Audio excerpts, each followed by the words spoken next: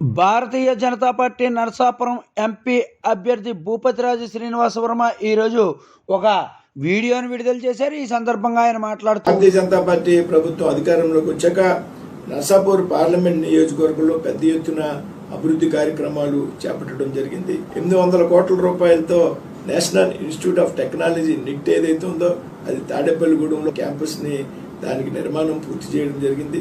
ఏదైతే వశిష్ట వార నరసాపురం వద్ద బ్రిడ్జి నిర్మాణానికి దాదాపు 480 కోట్ల రూపాయలు మంజూరు చేయడం జరిగింది. అదే చక్కటి హైవేస్ నిర్మించడం ద్వారా 216 అలాగే 165 హైవేస్ ని ఈ ప్రాంతంలో అభివృద్ధి చేయడం ద్వారా పెద్ద ఎత్తున లాజిస్టిక్స్ ని అభివృద్ధి చేసింది ఈ ప్రభుత్వం. రైల్వే అభివృద్ధి పనులకు సంబంధించి నిడదవోలు భీమవరం అలాగే భీమవరం గుడివాడ భీమవరానికి సంబంధించి రైల్వే డబ్లింగ్ లైన్లు విద్యుదీకరణ కూడా దాన్ని పూర్తి చేయడం జరిగింది.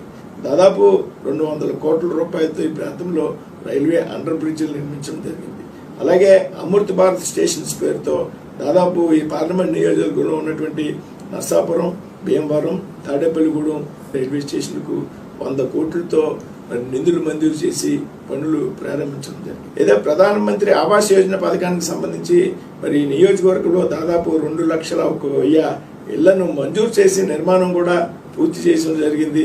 అదేవిధంగా ప్రధానమంత్రి కిసాన్ సమ్మాన్ నిధి యోజన ద్వారా రైతులకు ఎకరానికి 6,000 రూపాయలు ఇచ్చేటువంటి పథకం ద్వారా దాదాపు 3,50,000 మంది ఈ ప్రాంతంలో లబ్ధి పొంది ఉన్నారు.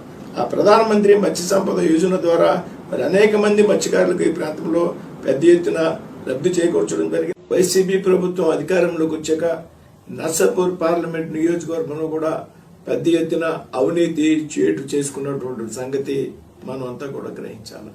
ముఖ్యంగా రాష్ట్రంలో ఉన్నటువంటి అన్ని మాఫియాలు కూడా పశ్చిమ గోదావరి జిల్లా కేంద్రంగా మారింది.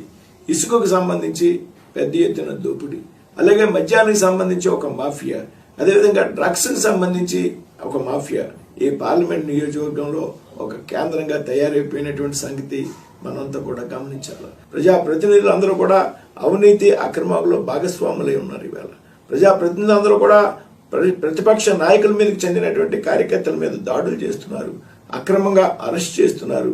ప్రతిపక్ష నాయకులకు సంబంధించి కార్యకర్తలకు సంబంధించి వ్యాపారాల మీద కుటుంబాల మీద వ్యక్తిగత విషయాల్లో కూడా కలుగజేసుకుని దాడులు చేస్తున్నారు అనేటువంటి విషయం మనం అందరూ కూడా గమనించాలి.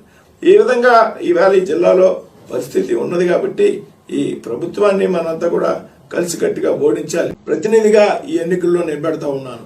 మీరంతా నాకు ఓయడం ద్వారా నరేంద్ర మోడీ గారి నాయకత్వాన్ని బలపరచడం, అలాగే కేంద్రంలో ఒక సుస్థిరమైనటువంటి బలమైనటువంటి ప్రభుత్వాన్ని ఏర్పాటు చేయడంలో మీరంతా